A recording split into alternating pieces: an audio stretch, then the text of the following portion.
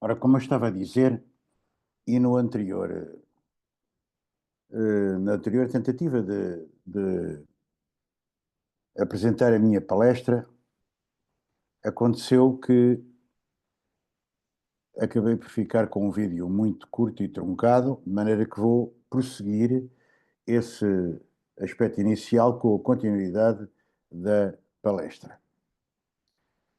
Através da monumentalização da paisagem, de que eu já falei, feita de forma aditiva pelos monumentos megalíticos, uma nova Mamoa era construída perto de outras já existentes, todo o espaço da serra e de cada um dos seus platôs, estou-me a referir à Serra da Abobreira, neste caso, em Baião, Marco de Canaveses e Amarante, mas a área onde eu trabalhei foi principalmente no Concelho de Baião, na área pertencente ao Concelho de Baião, da Serra. Era muito provavelmente qualificado esse espaço, tornado simbólico através da implantação nele de monumentos, o que poderia ter incluído afloramentos, simples penedos que ainda correspondiam no século XX a microtopónimos, cursos de água, nascentes, etc., para não referir o âmbito visual que cada observador tinha em cada local. Todo o espaço seria, afinal, o monumento, ou seja, uh, não é apenas, não temos de considerar apenas como importantes os monumentos em si, as construções pré-históricas mais visíveis, mas temos que considerar todo o espaço como ele mesmo um elemento simbólico e, portanto, de certo modo, podemos chamar-lhe um monumento. Foi monumentalizado por essas construções e adições que o ser humano ali implementou. Todo o espaço seria, afinal, um monumento, ou, se quisermos, um espaço sagrado, sacralizado. Isso é importante no quadro de um pensamento ambiental contemporâneo. No quinto, quarto milénios AC, e mais tarde também, não se faziam monumentos, construíam-se cenários de acontecimentos rituais, cenários estes que integravam as pré-existências naturais tornadas arquitetura. No fundo, os monumentos megalíticos situam-se na segunda metade do quinto milénio, primeira metade do quarto. É aí que se concentram, embora tenham tido, evidentemente, reutilizações posteriores. O primeiro monumento que escavámos na Serra da Amoreira foi precisamente a Mamoa 3 de Outeiro Dante, em 1978, onde pela primeira vez realizámos uma decapagem completa da estrutura da Mamoa, considerando que o monumento a escavar, a estudar, a compreender, era a Mamoa no seu conjunto, ou seja, a forma mamiforme que se nos apresentava, muito rebaixada pela erosão, pelo facto das terras que compunham a Mamoa serem úmicas e, portanto, terem sido ali colocadas numa altura há milhares de anos, em que depois foram progressivamente rebaixando com a acamação que se deve, por assim dizer, não é?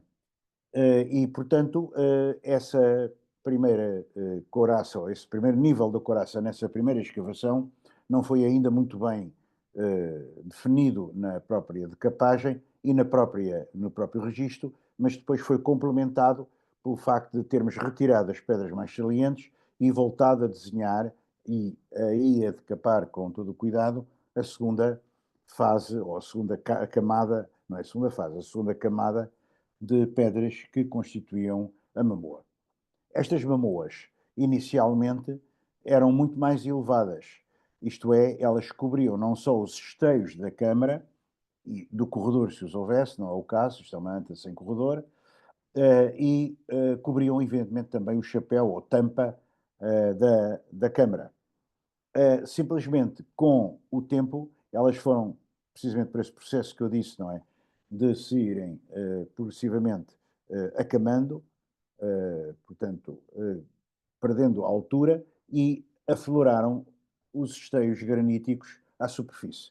Esses esteios graníticos, evidentemente, com a própria tampa, chamaram a atenção de pessoas ao longo dos tempos, porque aqui passava uma antiga estrada medieval e cresce antigamente também romana, estrada secundaríssima, por esta alto da Serra da Moreira, evidentemente as pessoas iam violar estes monumentos. Aliás, em alguns deles encontramos restos de cerâmica medieval. Portanto, as mamoas originariamente não tinham nada o aspecto que se nos apresenta hoje, não é? Tinham, de facto, um aspecto que era constituído por esta camada, esta coraça, muito bem intrincada de pedras umas nas outras, e esta é a Mamoa 3 de Outeiro de Gregos, que se deveria chamar Outeiro de Gredos, mas como nos indicaram esse topónimo, ele depois tornou-se, efetivamente, um, conhecido com esse nome. E um, esta, esta mamoa era uma mamoa que continha uma câmara simples, sem corredor, mais bem conservada do que a do Outeiro Dante, e uma mamoa, uma coraça pétrea bastante bem conservada. Escavámos para fora da área da própria mamoa para unir à mamoa 2 de Outeiro de Gregos, que escavámos também nesse mesmo ano, isto foi escavado em 1979, e foi uma escavação que decorreu durante bastante tempo, deu-nos bastante trabalho, mas de qualquer maneira conseguimos detectar e escavar e perceber e desenhar as estruturas centrais deste pequeno platô de Outeiro de Gregos, ou Gredos, que continha outros monumentos mais dispersos por outros pontos que já vou referir. Um dos conceitos que eu julgo ter introduzido e de forma útil foi o de dicotomia entre necropolização e monumentalização no megalitismo. Não apenas no megalitismo português, mas no megalitismo europeu. O que é que eu entendo por isto? Entendo que a necrópole da Serra da Aboboreira é um exemplo de necropolização, quer dizer, é um exemplo de uma maneira de organizar um espaço simbólico com referências a antepassados, cujos restos funerários, certamente numa posição secundária, depois de partirem de uma sepultura primária, eram desmembrados os ossos e colocados nestas câmaras.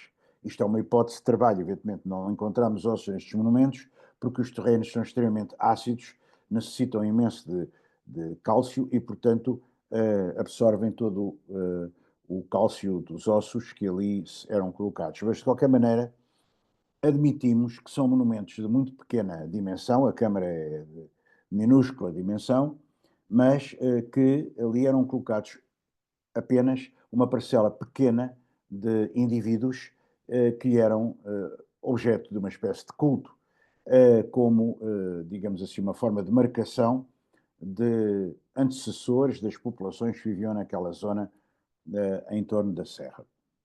E isso nós chamamos de necropolização, porque numa determinada altura construía-se uma mamoa, noutra determinada altura construía-se outra mamoa relativamente perto. Há duas mamoas que estão na parte central deste pequeno platô de Outeiro de Gregos, que é a mamoa 2 e a mamoa 3, são muito parecidas ambas, e de uma altura muito semelhante, à volta de 3000 a.C., datadas assim. Mas o processo de monumentalização é um processo diferente. É um processo em que um só monumento é sucessivamente ampliado, quer em espaço, quer no espaço, quer em altura, por forma a tornar-se mais relevante, mais saliente no terreno, mais visível e também mais imponente e contendo maior número de estruturas no seu interior. Isso encontrei de uma maneira clara no estrangeiro, mas também aqui em Portugal.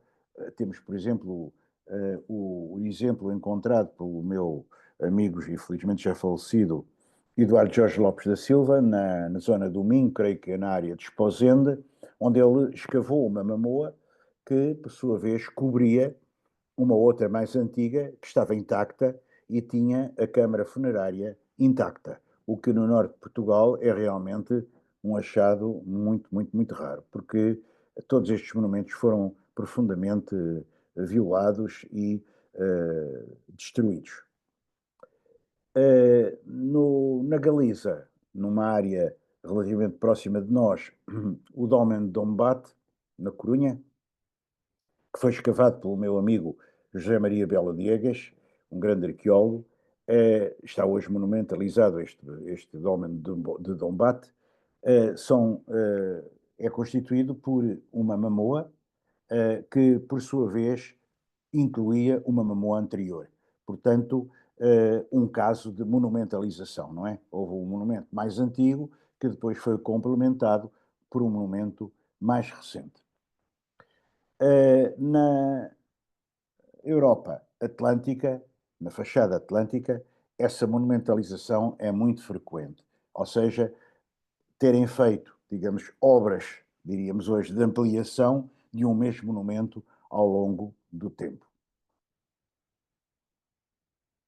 Esta é uma pequena câmara que escavei com amigos e colegas na Serra da Aboboreira, que na altura nem sequer tinha tampa sobre a câmara, estava implementada a cerca de uns 100 metros, como se fosse um menhir espetada verticalmente no solo, mas percebemos logo que era a tampa deste monumento e tentámos colocá-la numa posição verosímil, até para precisamente valorizar o monumento e dar-lhe um tom de maior sustentabilidade com o tempo, porque sem a laje de cabeceira, neste caso não havia laje de cabeceira, porque é um dolmen simples.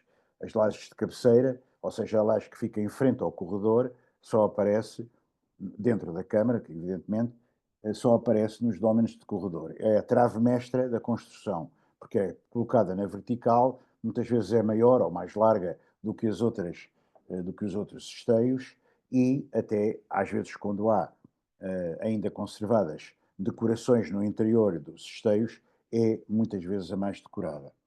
E acontece que a estrutura é toda mantida através dessa laje de cabeceira, à qual se vêm acoplar, como se fossem cartas de um pequeno castelo de cartas, a começar a ser feito, os outros esteios da anta.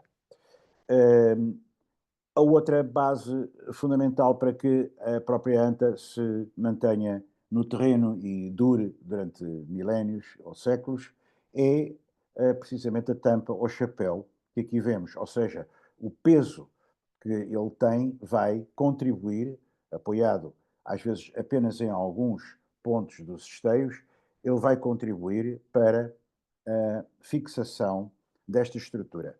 Mas estas estruturas eram estruturas que não eram para ser vistas. O que era para ser visto era o montículo mamilar, o montículo da mamoa, portanto, arredondado e com uma forma de mama, por assim dizer. Esta anta era uma anta fechada, não tinha corredor e está aqui em resultado de alguma extropiação de que foi alvo, quando se abriu um estradão junto a ela. Nós já estudamos assim, quando ela estava já com a anta, com a moa, perdão, parcialmente amputada pelo estradão. Este é um corte, digamos, desta mamoa, com a respectiva anta, e temos aqui várias coisas que podemos destacar, como por exemplo o empedrado que se vê no corte, nomeadamente deste lado, da coraça pétrea, que sempre revestia na parte superior estas antas e que servia para permitir que, quando as águas das chuvas caíam em cima dos monumentos, deslizassem através das encostas, não é? Da própria mamoa e não fossem afetar o interior da câmara, que era super sagrado e onde se encontravam relíquias. O solo da mamoa, por assim dizer, que por vezes tinha uns laivos mais escuros, de solos mais escuros, que correspondiam a porções de terra que era trazida das imediações, verosimilmente, mas trazida em sacos, e quando os sacos continham uma terra mais humosa, mais escura, isso depois verificava-se nos cortes estratigráficos.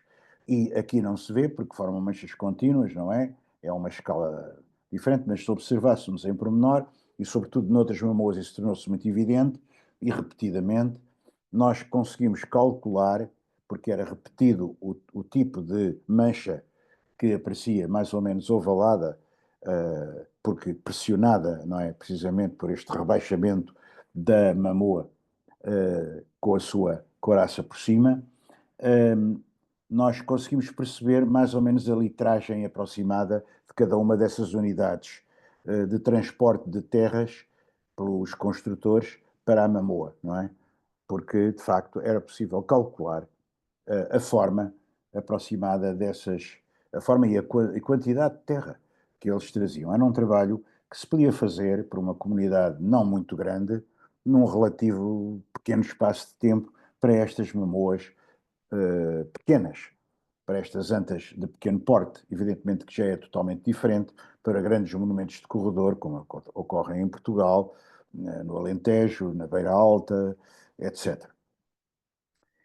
Também um elemento interessante é que sob as antas, sob as mamoas, não provavelmente sob a anta mesma, porque aí os esteios iam até ao bedrock, que não se vê neste corte, mas sob a mamoa era conservou-se muitas vezes restos de um solo antigo. Não é bem um solo fóssil, não tem condições de fossilização propriamente dita, mas é um solo antigo que, na sua parte superior, continha muitas vezes carvões. E esses carvões eram datáveis pelo radiocarbono e constituíam datas que representavam o momento da construção da Mamoa, porque eram produto de uma queimada de vegetação, vegetação essa que, como se comprovou em Meninas em Chão de Parada 4, numa outra mamoa deste tipo, e que foram estudadas pela minha colega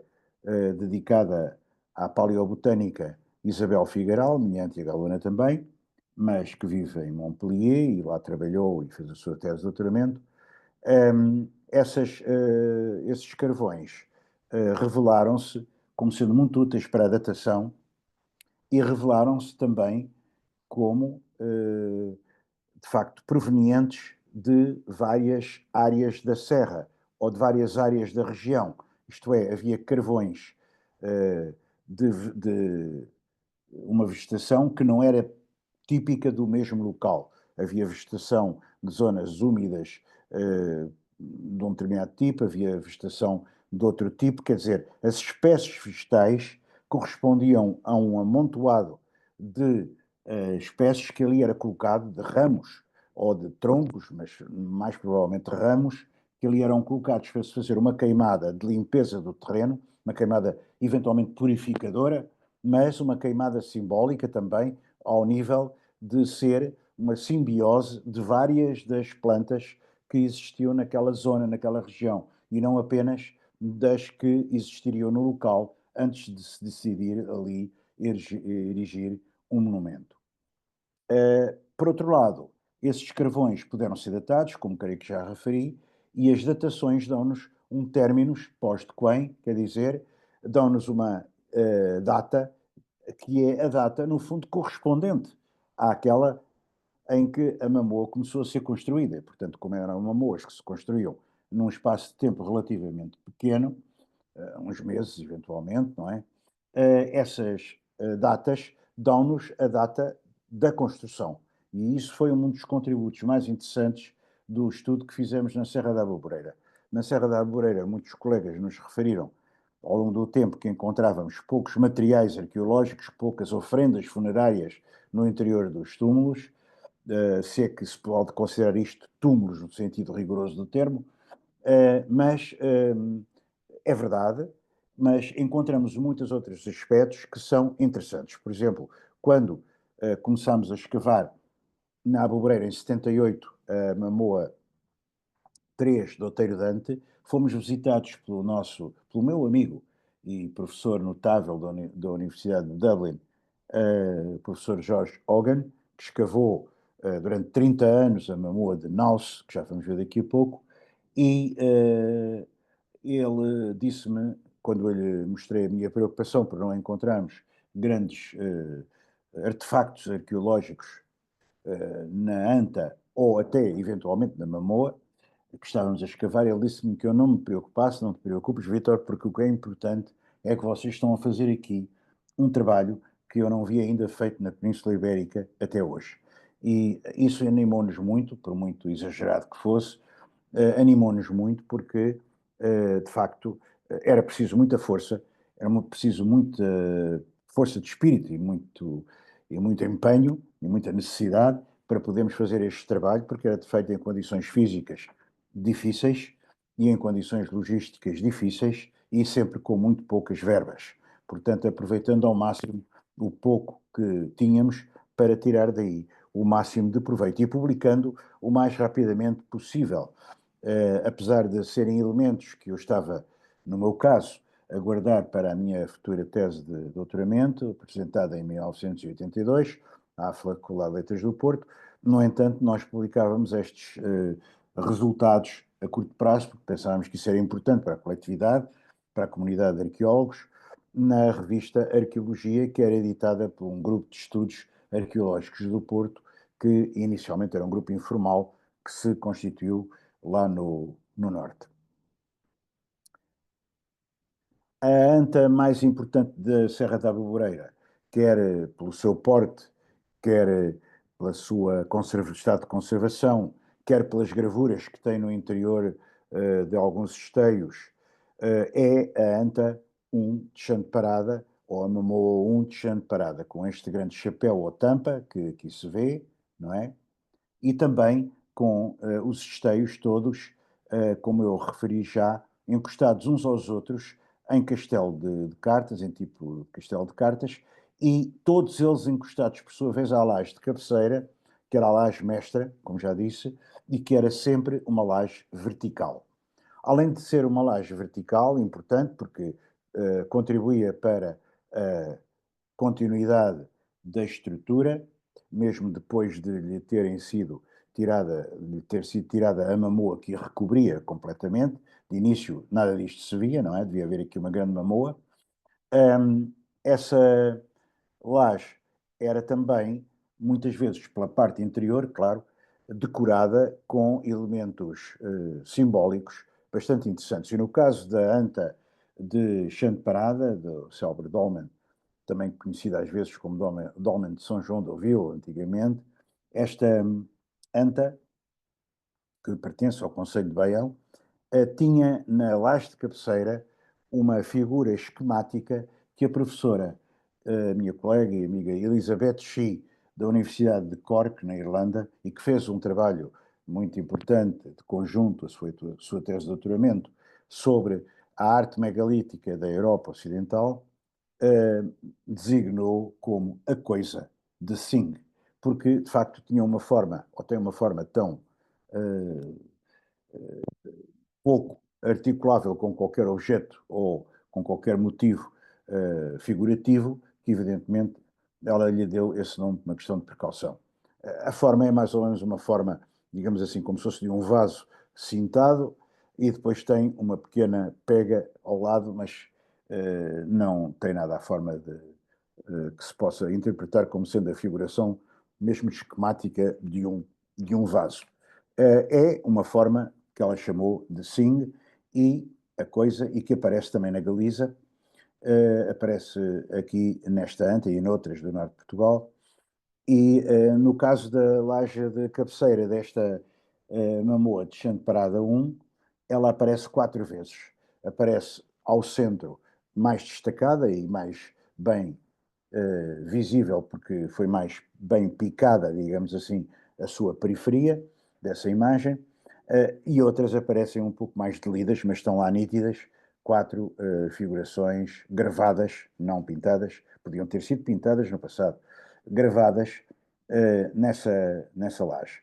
Uma outra laje perto da entrada apresenta uma figuração esquemática, digamos, da face humana, portanto, com dois círculos representando os olhos e abaixo um outro círculo, provavelmente podendo ser relacionado com a boca da face que aí estava esquematizada.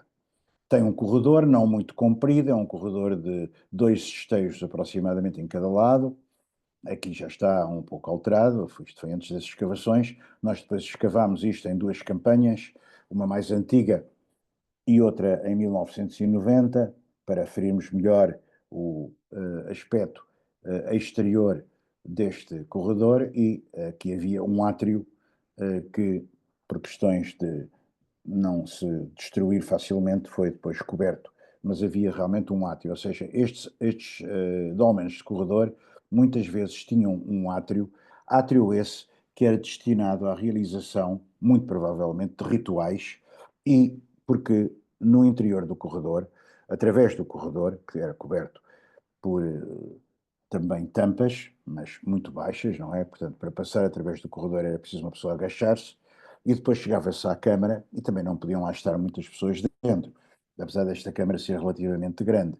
Portanto, havia aqui já uma diferenciação entre quem era o maior protagonista da cerimónia de colocação, muito provável, de restos ósseos no interior da Câmara, restos ósseos já num enterramento secundário, não é? Já desprovidos de qualquer elemento do corpo, entretanto reduzido a esqueleto, e as pessoas que até eventualmente terão contribuído para a construção do monumento, mas que tinham um estatuto talvez de minoridade e que ficavam a observar no exterior essas cerimónias. Obviamente não é uma sociedade que possamos dizer fortemente hierarquizada, de maneira nenhuma, não é? Mas alguma hierarquia já existia, sem dúvida, porque há nestas antas de corredor e com átrio a nítida construção de um cenário de diferenças, não é? Um cenário para, digamos, encenar, cenografar a diferença entre os que podiam entrar na zona mais religiosa, na zona mais sacral da Câmara, e aqueles que apenas podiam estar do lado de fora a assistir. A Serra da Aboboreira constitui uma necrópole que tem monumentos neolíticos, megalíticos, neolíticos, como estes que vimos, a maior parte deles pequenos, outros maiores, mais imponentes, embora mais ou menos destruídos, mas foram encontrados alguns em relativo bom estado. Há muitas publicações feitas por vários arqueólogos, não apenas por mim, de maneira nenhuma. Eh, a partir logo de 1979, imediatamente começaram várias equipas ao mesmo tempo a trabalhar em diferentes monumentos. E um dos monumentos que escavamos, por acaso este foi escavado sob a minha direção, foi já um monumento da Idade do Bronze Antigo, ou seja, da primeira metade do segundo milénio AC. É uma cista, como vem, uma pequena caixinha de pedra, que continha, aliás, uma espiral que era de prata, mas que estava muito alterada, naturalmente, na sua superfície, e que uma das pessoas que a encontrou me disse: Olha, está aqui assim um arame. E eu disse: Não, isso não é um arame, isso é um achado importante, é uma espiral em prata, como uma outra que apareceu num outro monumento também da Serra. E esta Mamoa era absolutamente sui generis em relação às outras neolíticas, porque, primeiro, estava encaixada num sítio periférico, já relativamente perto de afloramentos, o que normalmente as mamoas neolíticas, as antas neolíticas, evitavam. Por outro lado, ela tinha um cairn, ou seja, uma mamoa só feita de pedras, que envolvia a câmara que aqui vemos. Portanto, o que existe à volta é um túmulo, sim, é uma mamoa, mas pétrea. É um cairn, aquilo que chamamos cairn, que é a palavra de origem bretã para isso. E depois o cairn era rodeado de umas pedras com uma face exterior muito lisa, muito bem estruturadas, de modo a formar um círculo. Mas não se ficava por aí, porque para sul, para o lado do Estradão, o monumento apresentava, aliás, para o oeste, peço desculpa, o monumento apresentava uma continuidade de empedrado, tal como se fosse o empedrado de uma carapaça ou de uma coraça de mamoa, mas esse empedrado era plano, e esse empedrado concluía-se já no Estradão. O Estradão já tinha passado por cima de parte dele, nós conseguimos ainda escavá-lo e desenhá-lo fotografá-lo completamente, em cima de escadas de bombeiros, que era um bocado arriscado subir, mas que nos permitiam tirar fotografias de cima, não é? Que era a nossa grande preocupação, porque se via muito bem o que era a estrutura deste enorme monumento, que aqui está reduzido a uma imagem muito parcelar, e nessa extremidade, junto ao estradão, havia a delimitação de uma pequena superfície retangular, constituída por pedras de maior tamanho do que as do empedrado, e onde a parte interior era também empedrada. Aí podem ter-se depositado, eventualmente. Aliás, encontramos lá qualquer objeto que agora não me recordo, qualquer fragmento, eh, aí poder-se-ia ter depositado, de facto, ofrendas funerárias ou ofrendas aos antepassados ou ao antepassado, porque aqui estamos já perante sociedades que já estão a transitar do enterramento coletivo típico dos monumentos megalíticos, enterramento que muitas vezes não era, como já disse, um enterramento primário, era um enterramento secundário e classificado, com os ossos do crânio num lado, com os fémures no outro. Esse é um enterramento coletivo, mas um enterramento em segunda mão, digamos assim. Portanto, um enterramento em que os ossos eram já colocados como autênticos objetos culturais e já não simplesmente biológicos. E aqui nestas cistas, possivelmente elas eram para colocação ou por referência a figuras mais proeminentes no seio de uma sociedade em vias de um começo de hierarquização, mas certamente muito embrionário, e, portanto, manteve-se ainda na Idade do Bronze Antigo a tradição de que o topo da Serra da Aboboreira era importante porque era um espaço dos antepassados. E provavelmente nesta época mais recente, já não do terceiro milénio, mas do segundo, continuava a haver a tradição de que ali era importante colocar mortos significativos, pessoas que em vida tinham sido significativas e que adquiriam a categoria, digamos assim, de antepassados venerandos que eram cultuados por aqueles grupos. Isto são hipóteses de trabalho, porque nem as pedras nos contam isto, nem nós encontramos dados que possam provar isto, mas é a hipótese mais verosímil. Eu faço aqui um pequeno interlúdio, pequeno ou grande, interlúdio teórico, para referir alguns aspectos que me preocupam e que me interessam ao pensar a pré-história e a história. Estou aqui num sítio que vou falar daqui a pouco, o Castanheiro do Vento, um recinto já calcolítico, muito grande, que continua em escavação, agora dirigida pelo meu colega e amigo, professor João Braga Cardoso, mas estou aqui em muito boa companhia de uma grande amiga e colega, a doutora Ana Margarida Val, que também, tal como João Moreira Cardoso, fez a sua tese de doutoramento sobre este sítio e que está aqui a tomar apontamentos para uma etiqueta de um achado dos muitos que ali se encontram. Um, mas isto é apenas para servir de introdução a alguns raciocínios. E esses alguns raciocínios estão acompanhados, para não ser só palavras, para não ser só texto, estão acompanhados de algumas imagens, mas que não são muito importantes. Aliás, eu não tenho muitas imagens neste momento, porque evidentemente já me aposentei em 2011 e deixei muitos destes elementos a quem continuava a trabalhar em arqueologia e a ensinar arqueologia. Em vários textos dos últimos anos, tenho defendido a seguinte tese: embora a pré-história, feita sobretudo a partir de documentos materiais, e a história, feita sobretudo a partir de fontes escritas, tenham tendência a ser consideradas pelos autores e pelas pessoas comuns como momentos de uma mesma grande narrativa, a história com maiúscula, em que o tempo humano, com frequência considerado de forma linear, nos seus três modos, passado, presente e futuro, é o fator fundamental ao longo do qual se vão estabelecendo periodizações, sincopações temporais e culturas, sincopações espaciais. Na verdade, a pré-história é a história, ou se quisermos, a arqueologia pré-histórica e a arqueologia histórica são disciplinas distintas. Porquê?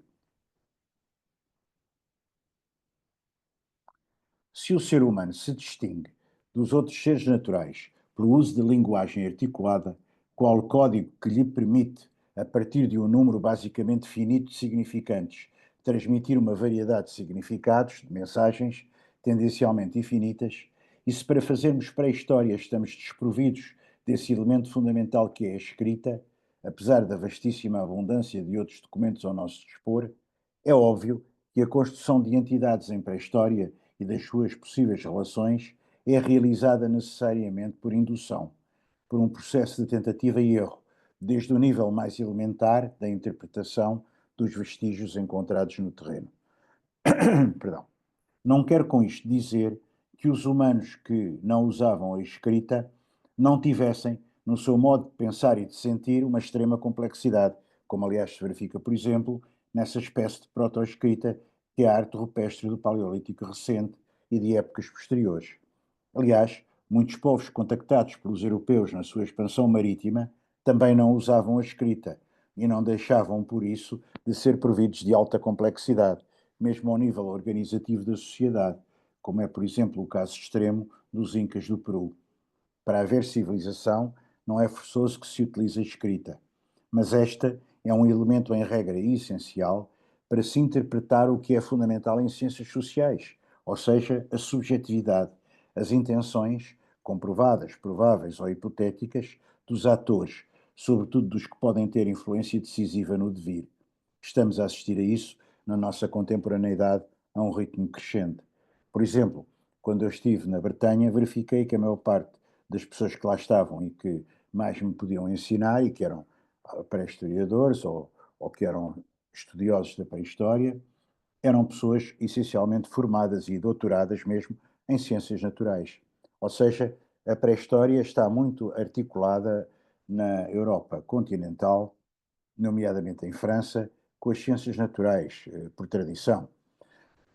Hoje já não será bem assim, porque pessoas como o professor Jean Guillain, felizmente ainda entre nós, e a produzir para nós novos trabalhos e livros, o professor Jean Guillain sempre lutou pela ideia de que o Neolítico, de que a segunda grande fase da pré-história, em que o ser humano já cultiva e já tem apascenta gado, etc., é já história para ele. Mas isso é um assunto de interessante debate. Um,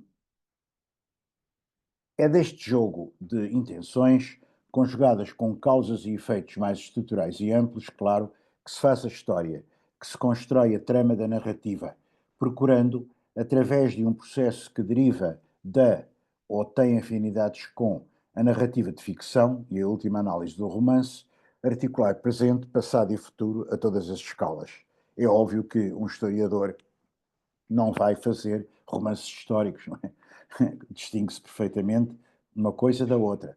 Mas a técnica narrativa, a capacidade narrativa, tem alguma coisa a ver com o romance. Quer dizer, há uma narrativa com um passado, presente e futuro que prepondera na história e que também muitas vezes está no romance, embora haja romances, como aliás há filmes, cuja narrativa começa pelo fim, não é? Mas enfim, são variantes do mesmo. A causalidade, à medida que conhecemos ou podemos chegar ao nível das pessoas, dos atores individuais, torna-se cada vez mais atenta à subjetividade de tais atores, precisamente como fator causal, nomeadamente hoje, em que, ultrapassada a etapa estruturalista, como se sabe, no tempo do estruturalismo, nos meados do século XX, nomeadamente então em França, foi muito importante, a partir de obras como a do Lévi-Strauss, que influenciaram imensas pessoas, e ainda bem, porque era uma pessoa absolutamente excepcional. O século XX é, por alguns, designado como o século de Lévi-Strauss, não é? Em França é um preponderante investigador e intelectual que se interessava por quase tudo, mas havia uma ideia de que era mais importante estudar estruturas de longa duração ou de média duração do que propriamente fenómenos de superfície, como eram chamados, e isso também se plasmava na obra do Fernand Braudel, com as suas, com a sua própria estratigrafia de tempos, não é?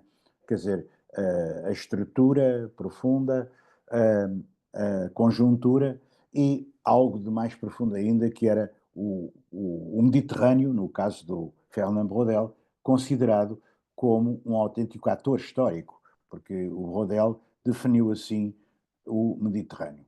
Eu estou sempre a verificar se estou online, se estou com a minha internet ativa, porque foi o problema que tive ao fazer o vídeo na tentativa anterior. Já são várias.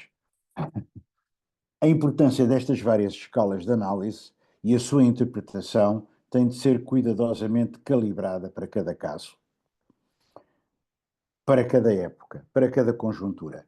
Não se trata de voltar à história de superfície, feita de grandes homens, mas antes de perceber que há uma relação dialética entre a emanação destes, a partir do fundo social de conjunto, e o estado desse mesmo pano de fundo em cada momento.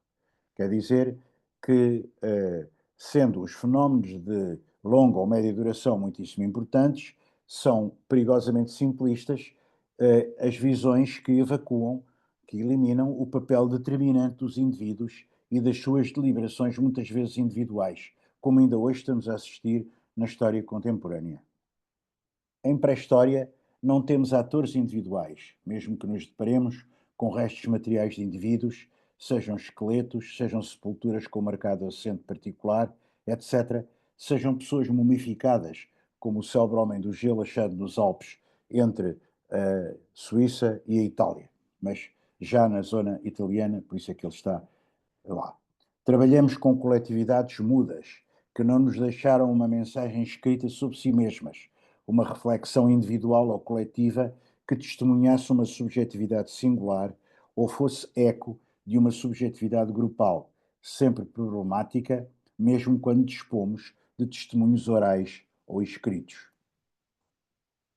E, por outro lado, abordamos temporalidades muito amplas, de muito maior dimensão do que a escala da vida individual, ainda por cima em épocas em que a esperança de vida, como dizemos hoje, seria muito baixa.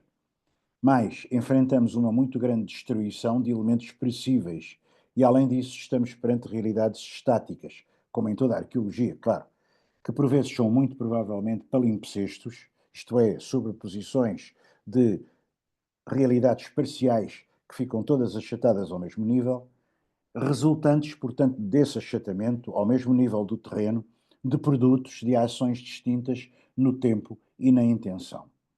Convenhamos que assim não é fácil, se não mesmo impossível, fazer história, o que não retira nenhum interesse à pré-história. A pré-história acrescentou ao tempo dito histórico, ou ao tempo da nossa espécie, uma longuíssima, longuíssima duração, muito anterior àquela que era considerada quando apenas se pensava na história baseada em documentos escritos.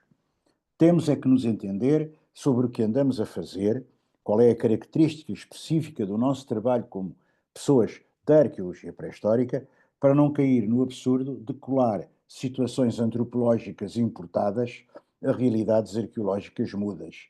Isso por vezes vê-se em alguns colegas e certamente em mim também, naquilo que escrevi e publiquei, porque há uma tentação muito grande de interpretar determinadas estruturas ou determinadas realidades que nós encontramos no solo e que estudamos com todo o cuidado, à luz de coisas que lemos em livros de antropologia e em monografias de antropologia.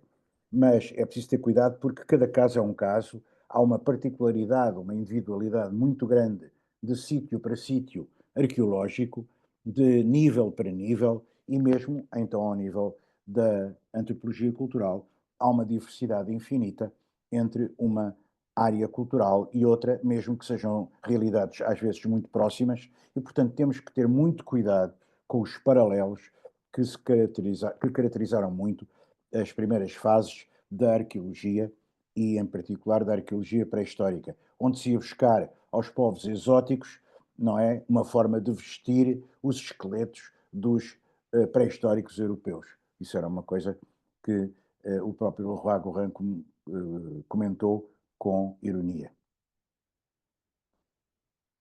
Na verdade, sabemos que o estudo e exposição de cada período da grande história, como grande narrativa geral do passado da humanidade no seu conjunto, também tem a sua utilidade óbvia, mas a sua grande dificuldade, ainda há uns anos, saiu um livro importante chamado O Princípio de Tudo, uma nova história da humanidade, de David Graeber, precocemente falecido, e de David Wengrow, que é interessante porque mostra uma série de realidades que são diferentes daquelas que há uns anos caracterizavam a narrativa da antropologia e da própria pré-história. Mas temos que ter noção de que realmente os colegas, por exemplo, que estudam o Paleolítico, têm de recorrer constantemente à geologia, sobretudo se tratar de Paleolítico antigo. E eu sei isso através da experiência que tive na minha tese de licenciatura. Os colegas que estudam, por exemplo, proto-história, que é uma época extremamente aliciante, têm de conhecer bem e com apurado sentido crítico o que os autores antigos nos deixaram escrito sobre populações que não usavam a escrita, e muitas permaneceram assim até ao século XX, como sabemos. Ou seja, aliás, as primeiras tentativas de antropologia cultural muitas vezes baseavam-se em material de segunda mão trazida por viajantes, por comerciantes, por missionários e contavam-se autênticas lendas, não é? Autênticas historietas que tinham naquela altura um valor para as pessoas de muito grande, porque era a única coisa que nos permitia pensar o diferente, mas de facto estão totalmente ultrapassadas no seu simplismo. As pessoas que estudam pré-história recente são muito tentadas a aplicar na sua interpretação quadros sociais e mentais que foram estudados pela antropologia cultural em populações ainda vivas.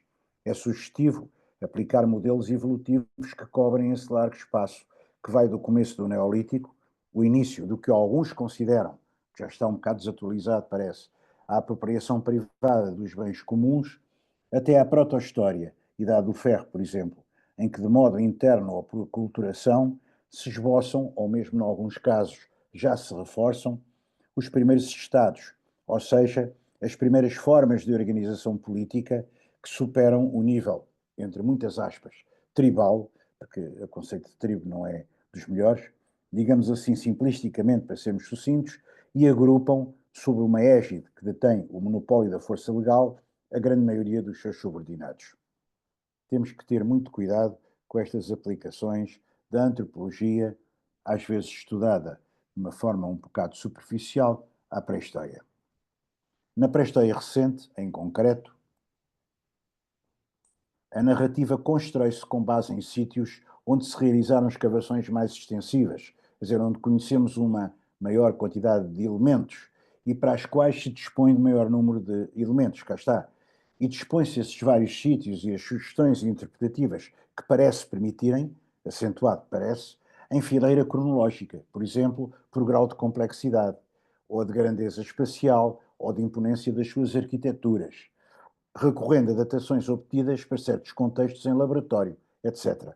De antes era característico da antropologia evolucionista americana e mesmo da nova antropologia, ou da antropologia de um novo evolucionismo, muito ligado à nova arqueologia americana dos anos 60, dividir-se as sociedades em bandos sucessivamente mais complexos, não é? Desde o menos complexo até o mais complexo. Bandos, que seriam muito ligadas ao Paleolítico, por exemplo, tribos, que seriam muito ligadas ao Neolítico e épocas desse tipo, chefados, que já fariam a transição para as sociedades hierarquizadas, e Estados, que finalmente representariam o momento mais evoluído, por assim dizer, mais complexo da estratificação social.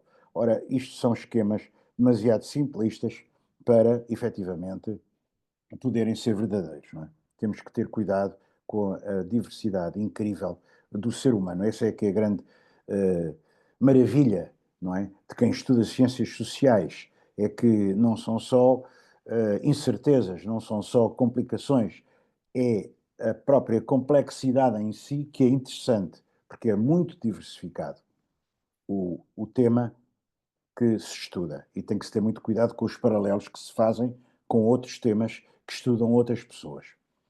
Assim, esses sítios e contextos entram numa narração cronológica, às vezes nos livros isso aparece assim, não é? A substituir, por assim dizer, ou fazendo às vezes, dos atores ou dos acontecimentos históricos concretos que conhecemos na história posterior. Porque lá está, tem tentação de contar também uma espécie de romance, não é? Entre aspas, muitas aspas, da pré-história.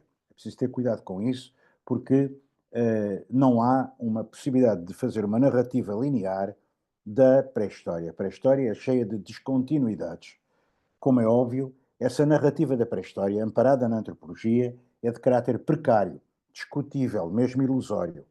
É a exposição sucessiva de realidades empíricas que se colam a um modelo histórico-antropológico pré-fabricado e onde as hipóteses colocadas numa dada fase da exposição são frequentemente dadas como certezas para sustentar a exposição da fase seguinte.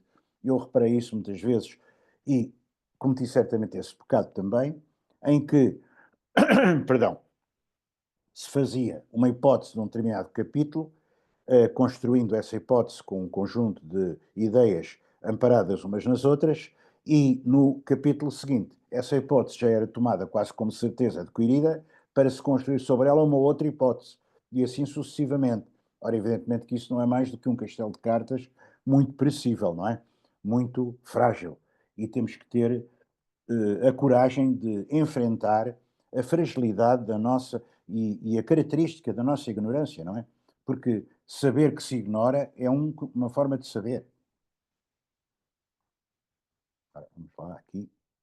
E, portanto, termino esta parte mais teórica, digamos, com uma imagem da anta que já há pouco mostrei, da anta número 3 de Chan de Doutor Dante, em que está uma parte da equipa que lá trabalhou. Essa equipa começou a trabalhar em julho e alguns de nós, eu incluído, o João, o João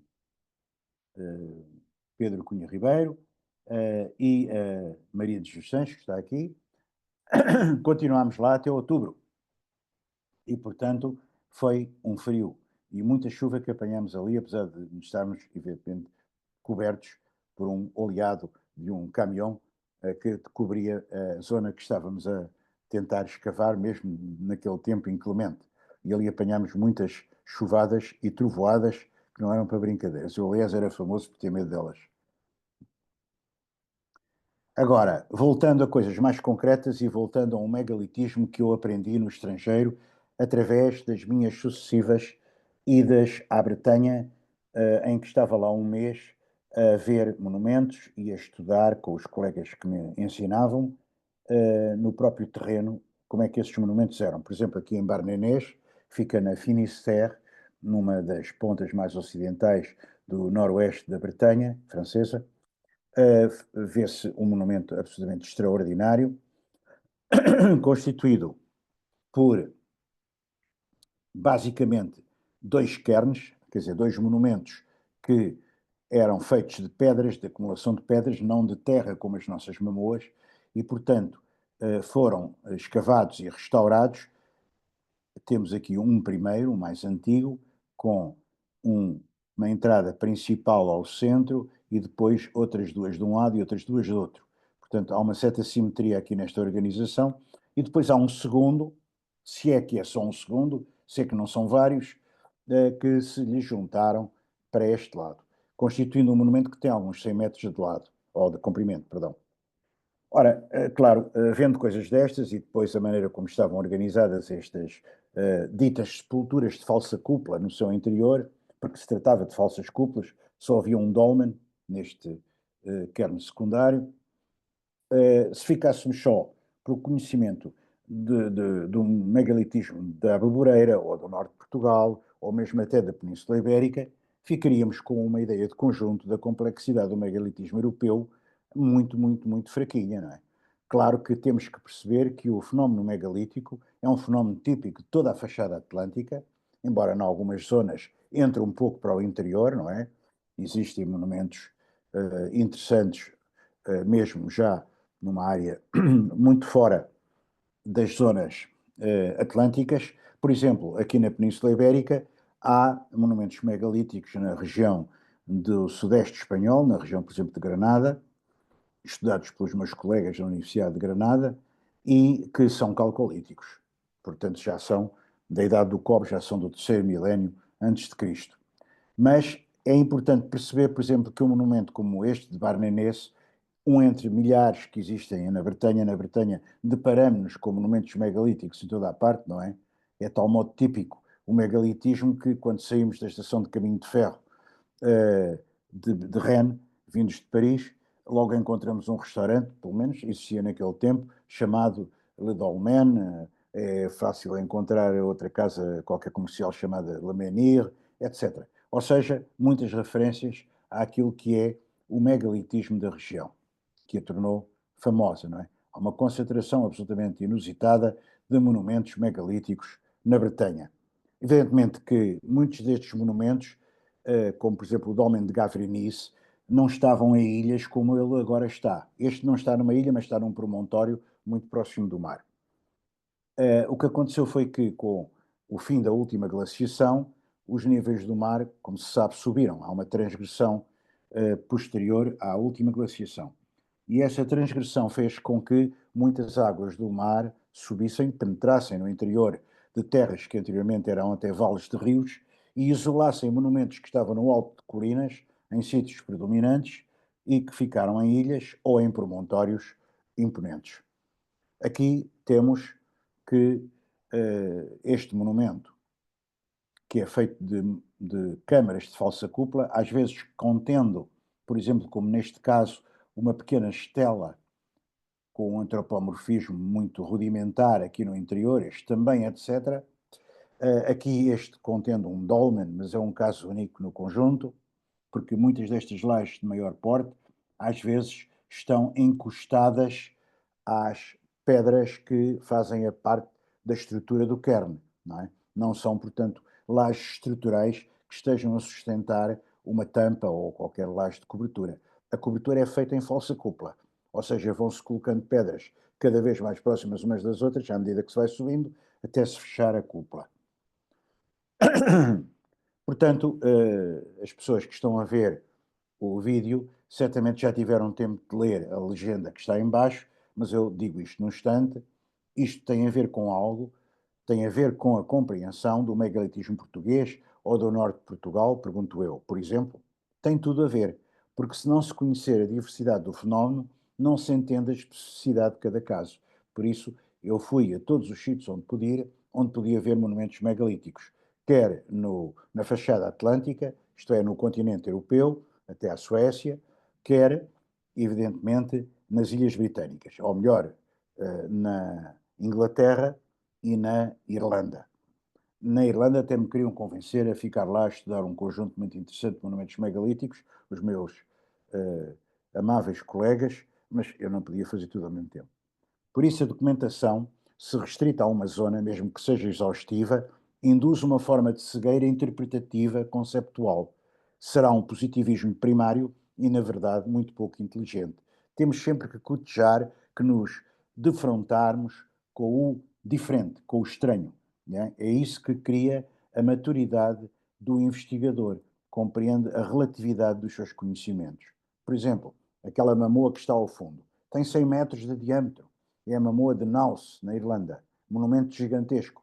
E, evidentemente, este conjunto, quer a mamoa maior, quer as mais pequeninas que a rodeiam, foi estudado pelo meu colega ilustre professor George Hogan durante 30 anos, salvo erro. E foi ele que nos foi fazer aquela visita logo na primeira escavação que fizemos, em 1978, na Aboboreira, e nos encorajou, não é? Dizendo, não interessa nada os espólios, aquilo que os arqueólogos chamam espólios, interessam sim, mas o mais importante são as estruturas. E essas estruturas pétreas, não apenas da câmara megalítica ou do corredor, ou seja, do que for, mas as estruturas de todo o conjunto da Mamoa. A Mamoa em si é que é um monumento. Aquilo que era para ser visto era uma espécie de colina artificial, não é? E isto é importante. Não é? Claro que algumas destas antas são tão sofisticadas que tinham à roda, um curb, como dizem os ingleses ou os irlandeses, tinham uma série de lajes que eram inclusivamente muito decoradas, o que fazem delas monumentos fantásticos. Mas só essa parte é que era visível do exterior, porque de resto o que temos é uma mamoa, neste caso de um tamanho parecido com as portuguesas.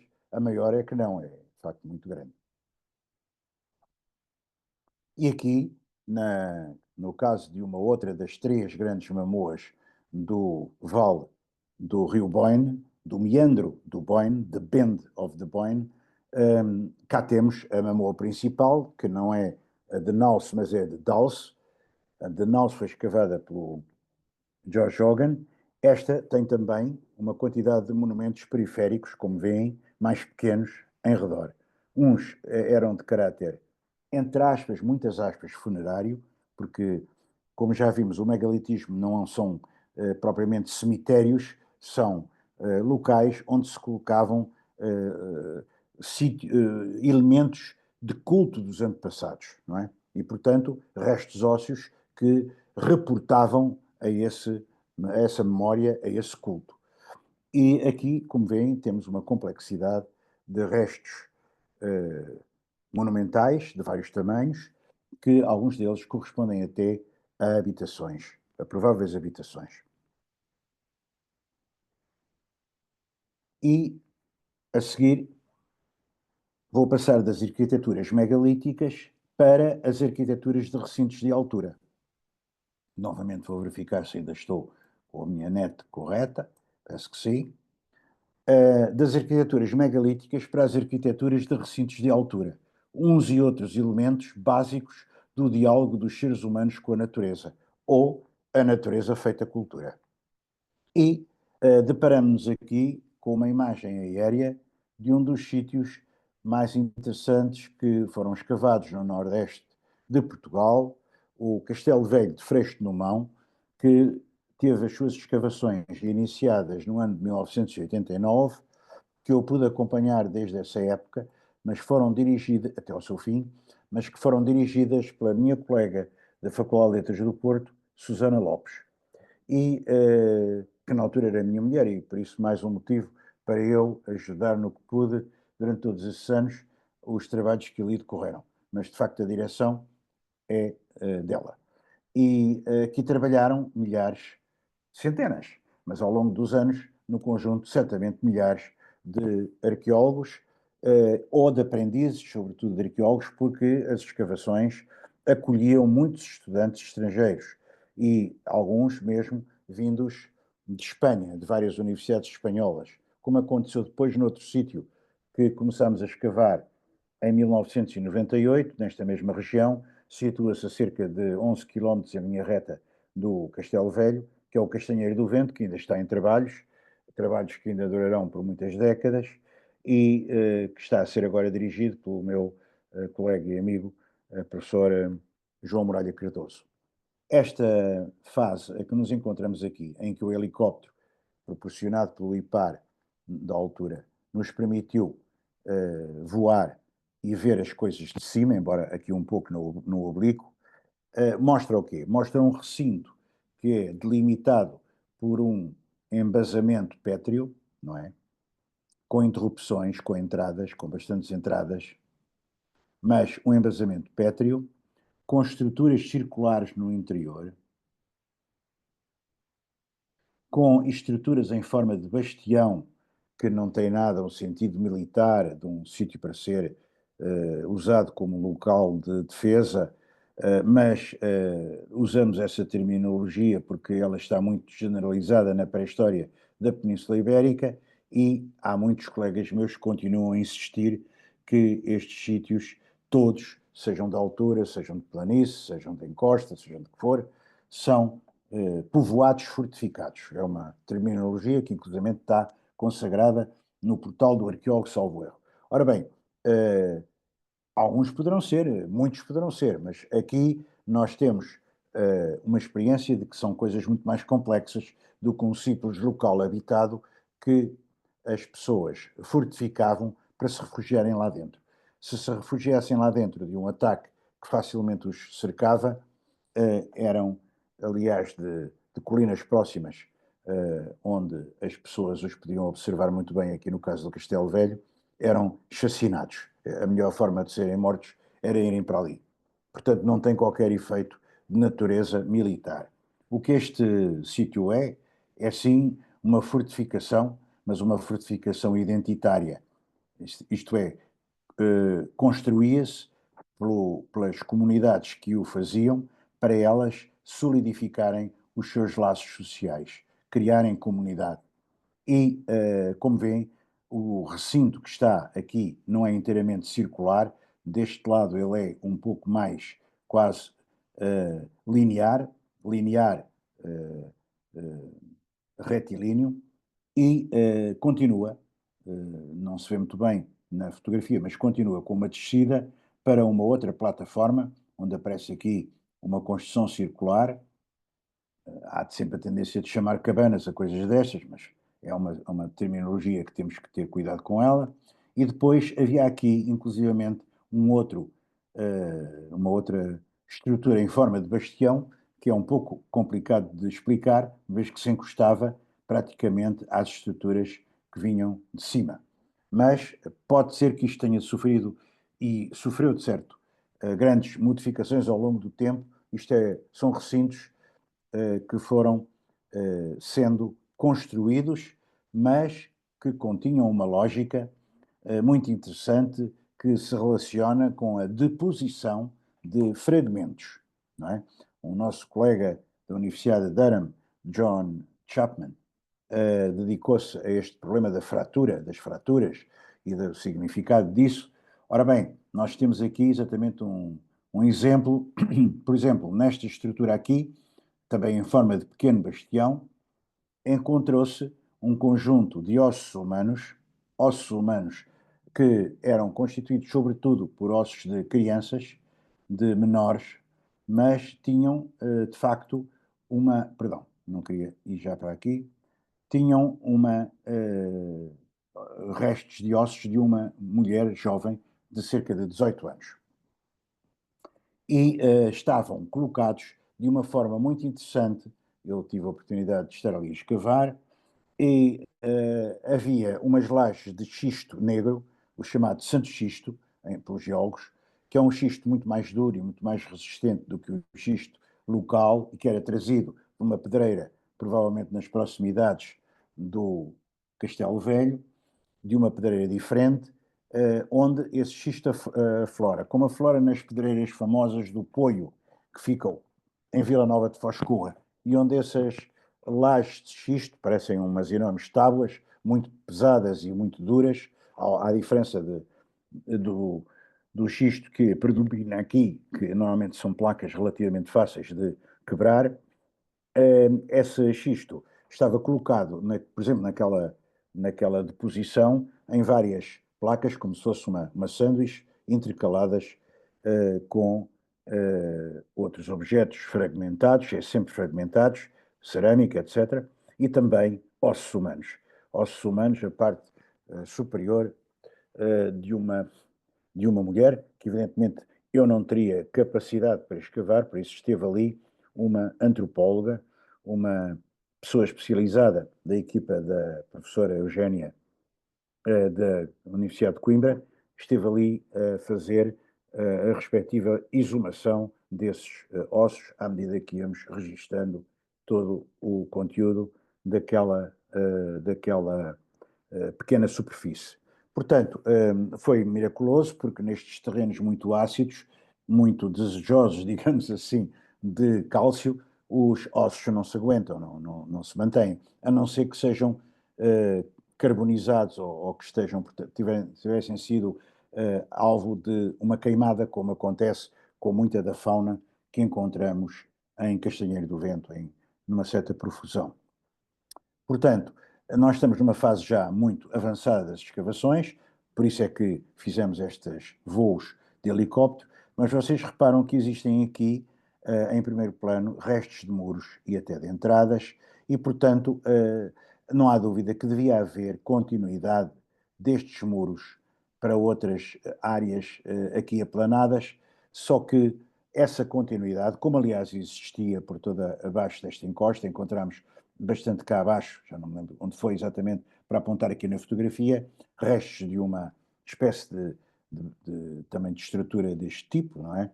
Uh, que nós temos a mania de chamar uma pequena cabana, um fundo de cabana, coisa parecida, mas não tem a ver propriamente com locais que eram habitados por alguma unidade familiar ou outra, tem a ver sim com uma divisão do espaço em unidades circulares que, enfim, tem a ver com um objetivo que desconhecemos, na verdade. Não é? Mas também aqui, neste solo, nesta zona, até vou tirar aqui a fotografia, nesta zona mais plana, deve ter havido estruturas. Só que há aqui uma aldeia perto, uma aldeia para a exploração de wolframio, que foi construída no tempo em que isso era um material importante e que deve ter levado daqui carros de bois inteiros de pedras. Portanto, eliminou a um ponto que se pode dizer até à raiz tudo quanto poderia haver aqui de estruturas neste platô.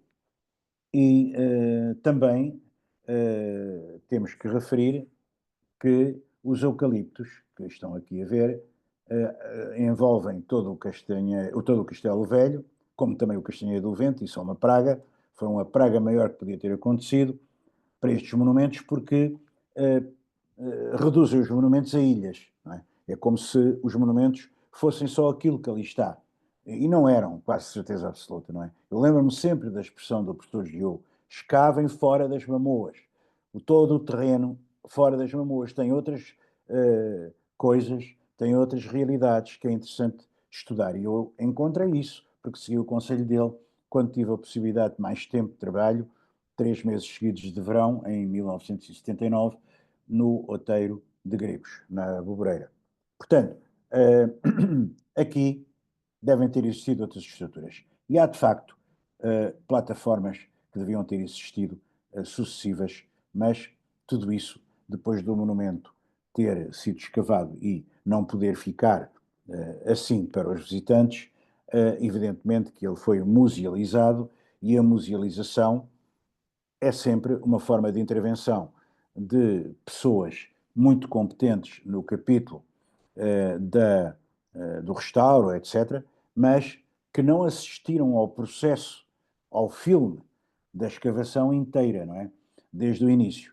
Quando nós encontramos este local, totalmente coberto por pedras, por pedregulhos enormes, por vegetação intensa, portanto, todo um caos que foi preciso, pouco a pouco, estudar e até encontrarmos alguma coisa de verdadeiramente sólido. Tanto mais que o interior destes sítios, que eram feitos em terra, não é?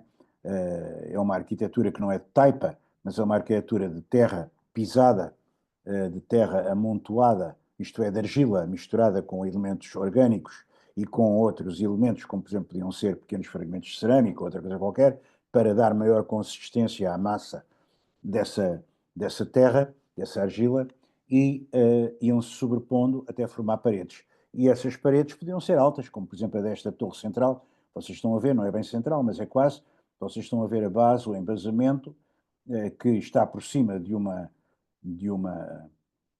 pedreira, de um sítio central de onde se retirou bastante xisto para a própria construção, vamos ver já no slide seguinte, mas esta terra, estas arquiteturas, são arquiteturas que não são provavelmente arquiteturas pétreas, são arquiteturas de terra, assim como os monumentos megalíticos não são fundamentalmente monumentos graníticos, mas ou feitos de grandes lajes graníticas. Isso é uma visão romântica que até se reproduzia em selos antigos, etc., em postais. São, isso é o esqueleto dos monumentos, é a parte interior de uma grande colina artificial, de uma mama, digamos assim, da Terra. Aqui também estes monumentos ficaram reduzidos ao seu soco, à sua base, mas eles tinham uma grandiosidade e uma imponência que hoje temos dificuldade em imaginar. Mas tinham uma grande visibilidade para uma zona da paisagem importante e também se viam com facilidade, e então no tempo em que estavam todos erguidos, se veriam como uma espécie de padrão ou de padrão de referência, digamos, visual para os habitantes desta região que não viveriam provavelmente aqui, senão numa pequena minoria, e viriam aqui de vez em quando fazer os seus rituais, os quais podiam incluir obras de restauro ou de conservação ou de ampliação ou de transformação ou de demolição e modificação dos elementos arquitetónicos, porque temos que encarar estes sítios, que agora são estáticos, como tudo o que aparece em arqueologia, como sítios dinâmicos, não é? Ora bem, muito mais se poderia dizer, mas eu não posso ficar toda a vida aqui a explicar este sítio, que na sua fase final apresentava, de facto, o seu soco rochoso, mas não deixa de mostrar aqui uma construção de uma linha de pedras que não era feita ao calhar, era muito interessante a maneira como estavam aqui os suportes destas linhas muito bem entrançados, era um entrançado, continuava para ali. Foi isto que eu pedi uma vez a uns arquitetos para virem ver, uns que estavam lá no local, e veio o mais jovem deles apenas, e eu disse: olha, venha ver aquilo que os vossos antepassados arquitetos fizeram há muitos anos, há muitos milhares de anos. E ele veio ver, ficou entusiasmado, até queria fazer a tese de mestrado, era um mais jovem, queria fazer a tese de mestrado sobre isto. Depois acabou por não fazer, mas enfim, este sítio tem inclusivamente um vídeo que nunca foi divulgado, lamentavelmente, e que foi mandado fazer à antropóloga e minha amiga e grande cineasta, que é Catarina Alves Costa. E esse belíssimo pequeno documentário sobre o Castelo Velho não está divulgado, e é pena, porque representa muito da experiência que ela procurou mostrar, não apenas dos arqueólogos, não apenas fazer um filme científico, mas muito ao jeito dela, fazer um filme também artístico, com valor artístico, e onde também os estudantes que estavam ali, em números enormes, sempre tiveram a sua palavra a dizer sobre este local. Portanto, houve uma transformação muito grande dos sítios com estes autores, com estes arquitetos, entre aspas, primitivos, entre aspas também, muitas aspas, do Calcolítico, porque eles transformaram uma paisagem rochosa que tinha sempre um determinado tipo de orientação, que depois se nota à microescala nos afloramentos. As orientações dos afloramentos notam-se muito bem quando os sítios não foram lavrados, nem foram alterados, nem os afloramentos foram partidos. Mas aqui foram todos alterados e, como veem, foi apenas mantida uma parte deles para constituir a base da construção das estruturas. A partir do estudo exaustivo que se realizou desde 1989 no recinto calcolítico de Castelo Velho de Freixo no Mão, Foscoa, escavações dirigidas por Susana Lopes da FRUP, foi possível perceber que o que restava daquele esporão monumentalizado era um recinto situado na sua extremidade e que se prolongava para sul através da monumentalização da própria encosta. Estamos aqui perante um input de energia concentrado na monumentalização de uma pedreira, afloramento xistoso, de onde se extraiu muita da matéria-prima para a construção dos embasamentos, como vimos. Essa pedreira, transformada depois numa torre situada no interior do recinto, revelava um jogo extremamente complexo e sofisticado entre o natural e o artificial, através de muitas soluções arquitetónicas que naturalmente tiveram de ficar cobertas a quando da musealização do local. Estes sítios são microcosmos, que formam o cenário de uma multiplicidade de posições, algumas das quais, inclusivamente insertas em interstícios do bedrock, da rocha de base, tinham o aspecto de autênticas relíquias, que se não teriam notado se as escavações não tivessem sido exaustivas e minuciosas. Por exemplo, no Castelo Velho, quando se começou a escavar as argilas da base entre os restos de rocha intacta ainda de xisto, notou-se que determinados nichos estavam ali realizados, cobertos por argila, disfarçados de maneira a não se perceber o que aquilo era, até porque por cima disso estavam muitas estruturas, mas quando se escavaram, verificou-se que esses nichos continham deposições intencionais de pequenos objetos, não é? Escolhidos para serem colocados ali, normalmente até fragmentados. Portanto, isso é muito interessante, porque mostra que, como nas nossas igrejas, não é? Onde há aquelas pequenas relíquias dos santos, etc. Portanto, a relíquia vale pelo seu elemento sacral, mesmo que seja uma pequena quantidade de osso ou outra coisa qualquer, vale por aquilo a que se refere, aquilo de que ela é testemunho.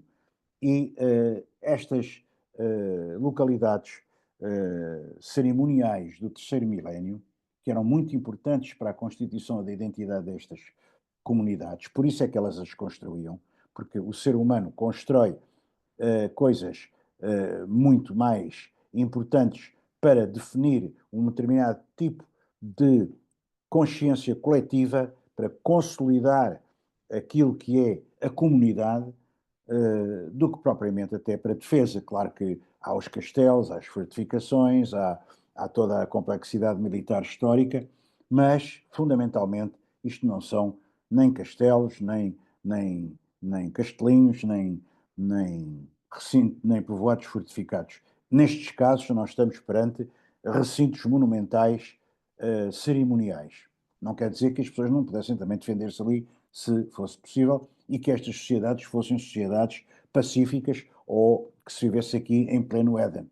Não é nada disso que estou a falar. Evidentemente que a agressividade e a guerra são absolutamente características do ser humano.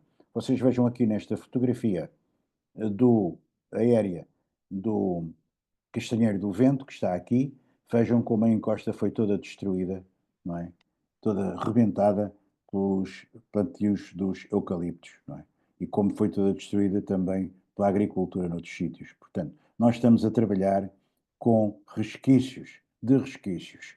E nesta encosta temos aqui, não se vê, não creio que não são estes pontos aqui, vê-se, mas existem lá, dois grandes menires em Castanheira do Vento.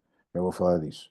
Mas eu, por exemplo, quando trabalhava no talude, na zona norte de Castanheira do Vento, que está na direção daquele monte ali, que é o Monte da Senhora da Guia, faz fronteira com o Concelho de São João da Pesqueira, eu encontrei também um depósito, quer dizer, uma deposição intencional, ritual, de um pedaço importante de cobre e de uma plaquinha de xisto de uma determinada cor e outros objetos encaixados no interior do talude.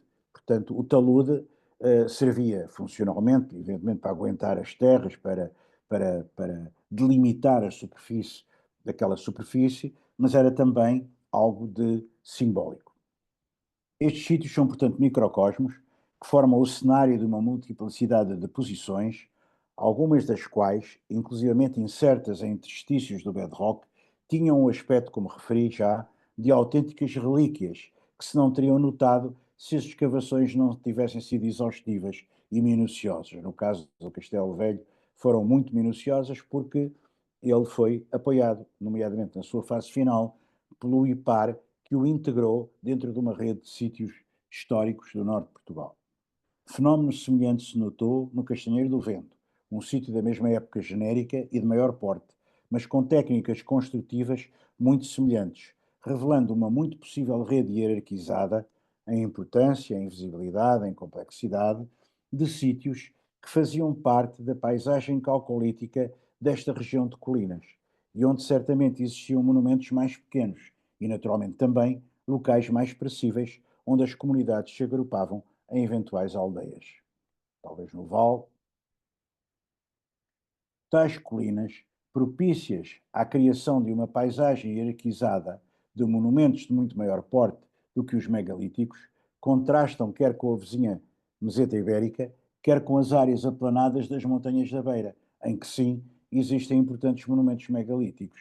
A antiga Mamoa ou mamoas agrupadas em núcleos ou necrópoles, as quais eram sobretudo monumentos para os vivos, como disse um autor inglês, as quais eram sobretudo monumentos para os vivos, já disse, foi aqui substituída por outras protuberâncias do terreno que, de naturais, passaram a artificiais, investidas de um sentido humano. A extraordinária energia que se concentrou nestes locais, ao longo do tempo, cerca de 1 milénio e meio, em que houve certamente sucessivas transformações, em quantidade de mão de obra, em quantidade de matéria-prima, como por exemplo a argila, que não era só a que existia no local, foi a que foi trazida de lá de barreiros próximos, a quantidade fantástica de objetos partidos, fragmentados, que foram ali redepostos, a quantidade fantástica de argila, a quantidade fantástica de água que era fundamental nestas arquiteturas de terra para poder fazer a massa, porque não são arquiteturas de taipa, feitas com taipau, são arquiteturas de terra sobreposta, não é? Empilhada. Não encontramos nenhum vestígio de arquitetura de taipa ou de arquitetura mais evoluída desse género. Portanto, é uma extraordinária energia que se concentrou nesses locais ao longo de cerca de 1 milénio e meio e que mostra que eles constituíam uma rede simbólica que era crucial para a identidade destas gentes, como aliás aconteceu sempre em toda a história humana, onde são as obras providas de um carisma e de uma questão existencial, não é? Santuários, templos, igrejas, catedrais, etc., etc., aquelas em que as populações depositaram uma maior quantidade de energia, porque está aqui em causa uma subjetividade, um apego à terra que é sua, um apego ao solo onde as pessoas nasceram, onde tiveram os seus filhos, etc. E não meramente uma questão funcional de defender bens ou qualquer outra coisa que ali se acumulariam, porque também não deveria haver assim tantos bens como isso, à luz do qual temos de tentar entendê-las. É à luz desta simbologia que temos que tentar perceber estes sítios. E muitos dos povoados, ou chamados povoados fortificados do sul da Península Ibérica, não só de Portugal, mas de Espanha, tem que se lhes aplicar uma pergunta neste sentido. Se não serão também, e ao mesmo tempo que podiam ser sítios onde as pessoas podiam defender, evidentemente, se não serão também, e sobretudo, nesta época, sítios de caráter cerimonial identitário, onde era negociado o poder das figuras daquela época. Uma colina importante que é o Castanheiro do Vento, aqui vemos um estradão que sobe lá para cima, a área que foi escavada circunscreve-se e que foi parcialmente escavada, porque procuramos nunca escavar em superfície, em profundidade, perdão, mas em superfície, para não destruir e confundir momentos diferentes da transformação do sítio, do ponto de vista arquitetónico, porque há sítios que são mesmo, há zonas que são mesmo complexas, como as entradas, por exemplo, as portas monumentalizadas são extremamente complexas, estruturas circulares que contêm outras estruturas dentro, os chamados bastiões são uma espécie de bonecas russas que contêm outras dentro, ou seja, há uma imbricação, não é? Quando expusemos isto ao professor Julian Thomas, por exemplo, nosso amigo, ele percebeu logo, isto é uma espécie de imbricação de elementos de perdão, de dimensão diversa e sucessivamente maiores ou mais pequenos, conforme se queira dizer, evidentemente. E aqui no topo também temos a certeza absoluta que toda esta zona tinha imensas estruturas e materiais, porque se encontravam à superfície lavrada. Houve uns indivíduos que tiveram a triste ideia de plantar aqui cerejeiras, que aliás, não sei se terão tirado grande partido delas, e destruíram uma parte deste magnífico conjunto que constitui esta, esta colina, porque isto é uma colina monumentalizada, não é? Só que vejam o que é a quantidade de vegetação e de agricultura que a destruiu. Por exemplo, aqui na base, não se vê daqui desta fotografia, mas aqui na base existe uma quinta que tem uma casa que toda ela é feita com lajes vindas ali de cima. Por outro lado, nota-se nas paredes umas zonas mais brancas que são precisamente as zonas onde aparecem os moinhos manuais, normalmente partidos, mas de qualquer modo ainda suficientemente bons para poderem ser incluídos numa construção de há um tempo atrás, não sabemos quando é que essa casa rural foi construída, mas efetivamente nota-se que também lá existem moinhos manuais que vieram do Castinheiro do Vento, do sítio pré-histórico. Portanto, estes sítios foram alvo de grandes depredações. Houve ali agricultura no topo, vêem-se rochas e pedras com sulcos de arado. Portanto, isto está muito deteriorado e muito alterado em relação ao que foi no passado. E do lado de lá, na Ribeira de Teja, que é uma afluente do Douro, este sítio, inclusive se tivesse os menis eretos, isto seria um sítio bastante imponente, não é? E não sabemos se havia mais. Portanto, estamos perante uma realidade residual.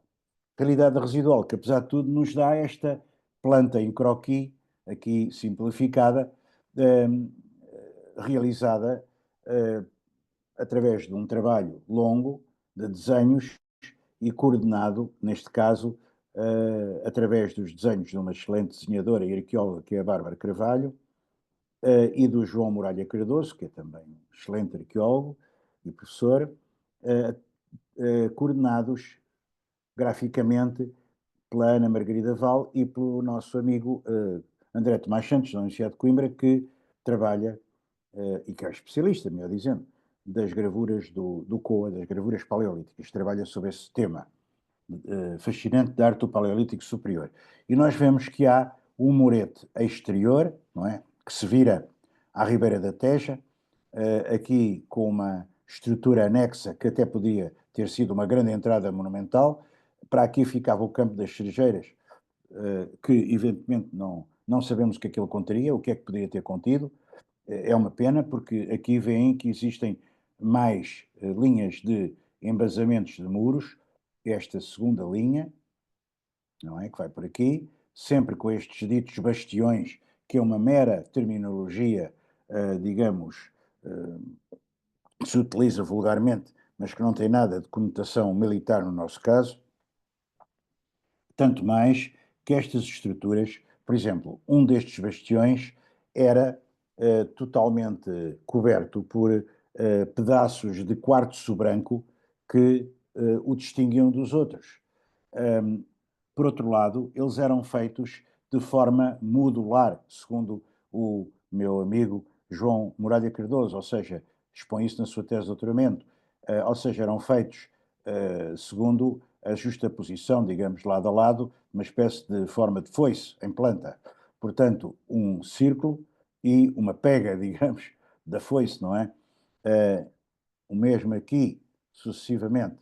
Portanto, e não é só isso, é que no interior destes cubículos, no interior destas unidades, existem imensas coisas. Existem unidades mais pequenas, estruturas de circulares ou de outras formas mais pequenas, que contêm também por elas mesmas, por vezes, outras ainda mais pequenas. É o tal embutido das bonecas russas, não é? E no meio disto existem muitíssimas estruturas circulares de diversos tipos, algumas maiores, como esta, não é? E isto é uma coisa que foi feito em 2009. Nós estamos em 2025, portanto podem imaginar que está muito, muito ainda atrasado em relação aos conhecimentos que hoje já se poderão retirar daqui. De qualquer modo, gostava de chamar a atenção para este elemento que podia ter sido um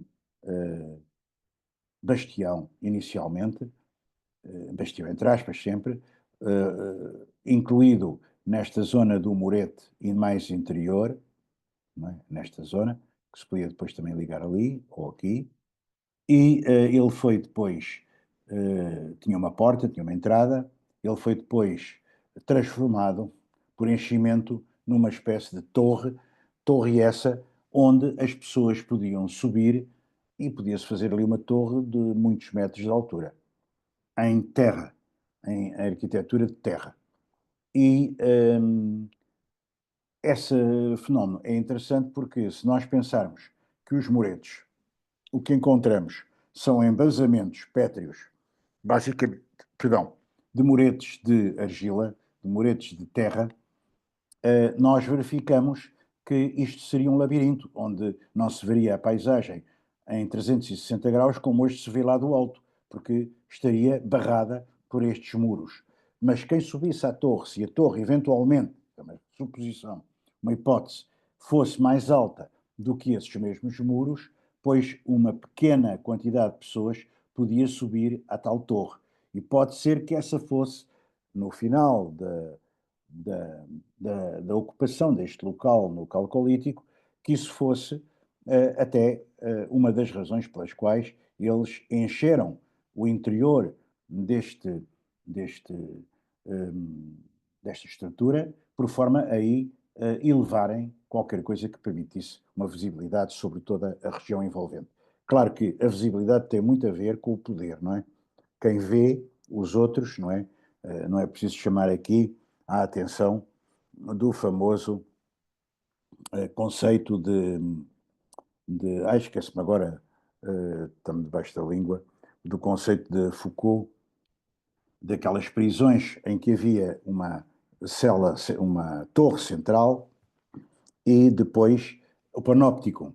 E depois dessa torre central, um só guarda, poupando, portanto, pessoal, podia ver todos os presos nas celas em volta, que eles não se podiam ver nem uns aos outros, nem ver o guarda.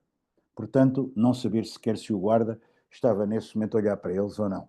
É o panóptico, foi inventado pelo Bentham, um autor que depois inspirou o Foucault para ele falar da origem da prisão. Portanto, da origem, no fundo, das arquiteturas de poder. E isto são arquiteturas de poder, não são tanto arquiteturas militares, naquele sentido moderno ou medieval de arquiteturas militares, mas são mais arquiteturas de poder. E é para as compreender que é necessário ler os autores que falaram sobre esse assunto, sobre a relação profunda que existe, toda a gente sabe isso, qualquer arquiteto sabe isso, entre a arquitetura, entre o edificado e o poder.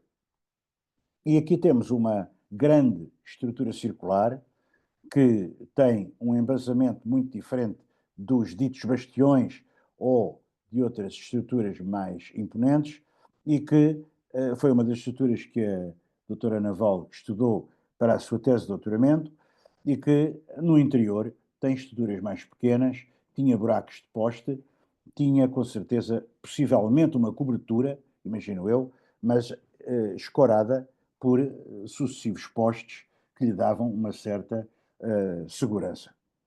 Destas estruturas existem muitas, quer as grandes, algumas, quer muitas, muitas pequenas, numa espécie do que seria, se todas estivessem a ser utilizadas ao mesmo tempo, um autêntico labirinto. Seria difícil andar aqui pelo meio, mas possivelmente serão de épocas ligeiramente diferentes e essas pequenas cronologias são às vezes muito difíceis, como sabem, de definir em pré-história. Por isso é que ela é diferente do tempo histórico. O tempo da pré-história é diferente do tempo histórico. É um tempo, se quisermos, ontologicamente mesmo diferente. Não é só epistemologicamente, mas ontologicamente diferente do tempo histórico. E a tal dita torre, que inicialmente terá sido um dito bastião, com a sua superfície aqui externa, não é? Sustentada por uma contrafortagem fabulosa que não se vê bem aqui nesta fotografia, que está muito perto, e que depois foi sendo cheia, aqui está numa fase de escavação, devia ter uma entrada, creio que é para este lado, se não estou em erro, e depois foi cheia, por exemplo, aqui há um enchimento parcial, porque esta é a face interna do bastião, ou do que seria, possivelmente, a primeira forma da estrutura, não é? Circular, com um oco ou com uma parte côncava, uma parte não ocupada, ou ocupada com estruturas que não eram de pedra ao centro, e que depois foi petrificada na sua parte interior, com qualquer ideia, certamente, sobre ela, muito possivelmente, se construírem coisas. Também é possível que tenha havido nesta estrutura, como houve noutras, quer em Castelo Velho, quer em Castanheira do Vento, perdão, de fase final em que todo isto era transformado numa espécie de um kern maior ou menor, não é? havia áreas de Castanheiro do Vento cheias, cheias, cheias de pedras, cobrindo tudo.